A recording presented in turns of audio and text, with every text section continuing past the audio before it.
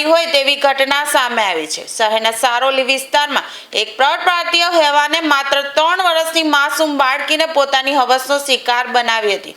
મળતી માહિતી મુજબ સારોલી વિસ્તારમાં નેચર વેલી હોમ્સની પાછળ આવેલી ક્રિષ્ના પાર્ક ઇન્ડસ્ટ્રીયલ એસ્ટેટમાં એક શ્રમિક પરિવાર વસવાટ કરે છે।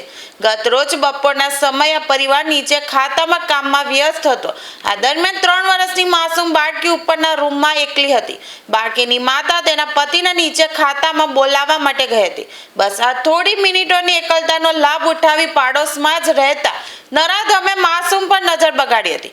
બાળકી બાથરૂમ ગઈ હતી ત્યારે એકલતાનો લાભ ઉઠાવી નરાધમે તેની પાછળ જઈ દુષ્કર્મ આચર્યું હતું। જોકે સમયસર માતા પહોંચી જતા નરાધમ રંગે હાથે ઝડપાઈ ગયો હતો, જેથી લોકોએ નરાધમને મેથી પાક પણ આપ્યો હતો। હાલ તો સારોલી પોલીસે આરોપી મોચબીર મોહમ્મદ હસમુદ્દીન વિરુદ્ધ બળાત્કાર અને પોક્સો એક્ટ હેઠળ ગુનો નોંધી વધુ કાર્યવાહી હાથ ધરી છે।